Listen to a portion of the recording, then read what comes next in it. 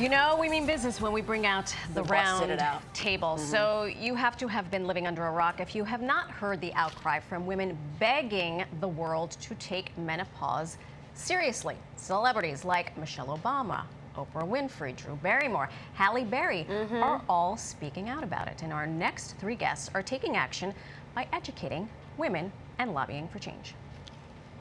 So they say that menopause is inevitable, but suffering through it is not. You don't have to do it, all right? The M Factor, Shredding the Silence on Menopause. The author, Pix 11 family member, friend of ours, Tamsen Fadal, board-certified OB-GYN menopause specialist and author of the new menopause, Dr. Mary Claire Haver, and of course, friend of the show, Dr. Michelle Henry, board-certified dermatologist and clinical instructor of dermatology. They're joining us this morning for a very important roundtable discussion. Ladies, welcome, and thank you for sharing your time with us. Good morning. Good morning. Yeah. Dr. Haver, we're going to start with you. Okay.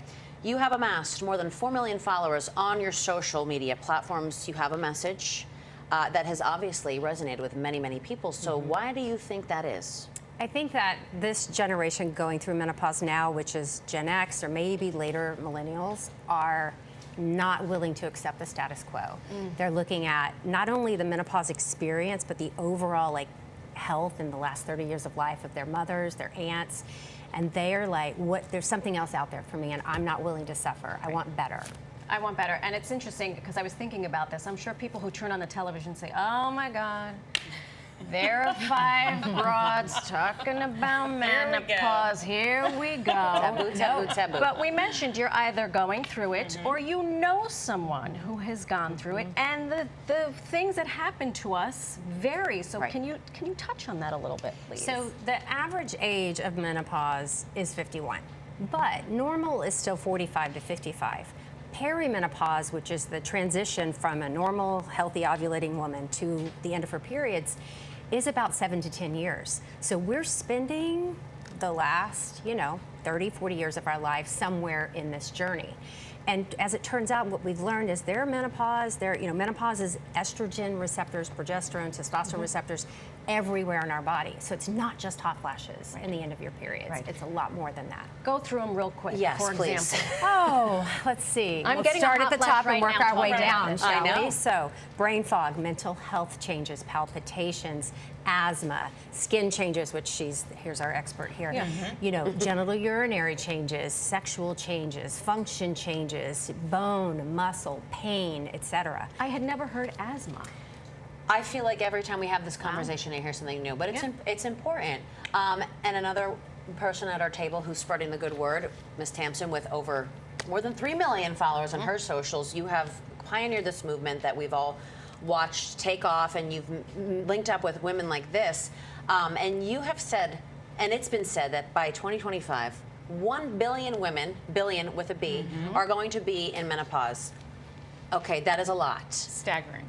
Very staggering statistics. So all the work that you've done, that you've devoted yourself to, what is the #1 thing that you hope that women can learn and know about menopause? I think women, I want them to know they're not alone. I want them to know we've created a community. We've created a menoverse. A menoverse of doctors and experts and advocates to make sure that they know that they're not alone in this, because that's what happens oftentimes. And Dr. Haver knows this, Dr. Henry knows this, that women come in, they don't know what they're dealing with. There's an array of symptoms. We're talking, 34 plus symptoms of menopause that are strange symptoms, and they think something's wrong with them, and that is not the case. And so it's really all about shattering that silence and making sure they also know once we do that, there are answers for them and solutions. And some of those answers are in Dr. Henry's office, because you see one of the symptoms, strange things are happening to my skin. I wonder if you could talk to us about what you see and how do you handle that with your patients? So estrogen is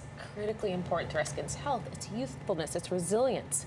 We have receptors throughout all of our skin, and they're actually more concentrated on the face. So as we start to get estrogen depleted, not only losing estrogen, but we're also losing those receptors. So we see lots of changes. So in the perimenopausal period, we start to see acne. That's probably one of the first things I see. Not more acne. I know, like as if going through puberty wasn't enough. Yeah, it's that acne, those changes. And I see women who didn't have teenage acne that are now having this acne. They're so confused. They're stressed. They're seeing the dryness. Then when we hit menopause, that first 5 years, we see a precipitous decline in our collagen. We're seeing 30% of our collagen we're losing in the first 5 years, and then 2% each additional year. So what happens? We start to see fine lines and wrinkles. We start to see that sagginess. Our neck start to sag. We start to see now our eyes are puffy because we don't have that thick skin protecting those bags. We're starting to see thinning, bruising of the skin. Sure. We're more sensitive. Our pH of our skin actually changes. It becomes less acidic, and that acidity is important to protect us from bacteria. So now we're more at risk for infections. So the list goes on and on and on and on, but our skin is suffering. So we need to make sure we're focusing on that. That's why it used to take 2 minutes, remember, in your 20s to get ready for bed, and now it takes like 20 minutes. It's 20 step routine. You've got to moisturize everything, and you've got to find my new places all the time. My fiance is literally like, "Are you getting ready for bed? I can watch the next inning of the ball game because you're gonna be in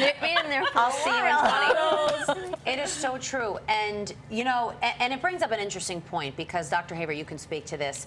I just always think to my mom, who is in her 60s. Mom, I'm sorry, I'm not going to say exactly how old, but that's who I have this conversation with every day. And she's like, oh, today I'm dealing with this, today I'm dealing with that. And I don't think she even realizes that this all could be tied back to menopause. So is that a common case where women are like experiencing things and they're like, well, what is this? It can't be menopause because that's hot flashes. And you know, you said there's more than 34 symptoms. So one of the big problems is that we're not doing much clinically relevant education around menopause to our clinicians.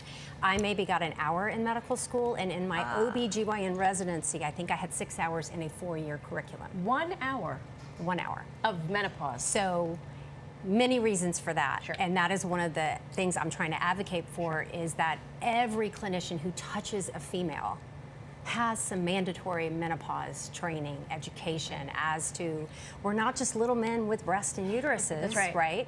We have different skin, we have, our hearts age differently, our bones age differently, and we need to be able to have all clinicians recognize that so that we end up healthier in the long run. Because every woman will go through it. Yes, it's So be not prepared. optional. Tamsen, you have held up this mantle for a very long time. You're one of the leading voices on menopause. What is truly going to cause a paradigm shift? I see it and I feel it already, but I know that you are really leading the charge. Yeah, I think we have to continue spreading this message, and it's going to take all of us. You know, we can't do it with one person. It's going to take all of us.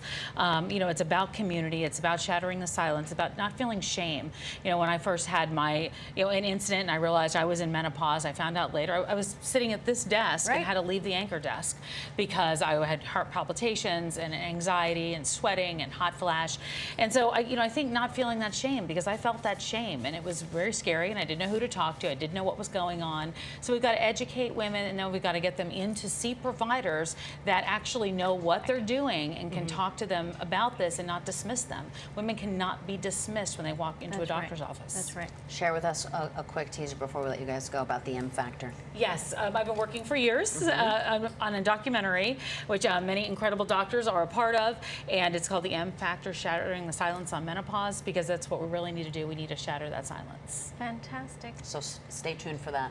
Thank you all so much for being a part of this conversation. Good to see you both. We're putting an ellipses on this because there's so much more to discuss. To be continued. That's Exactly. right.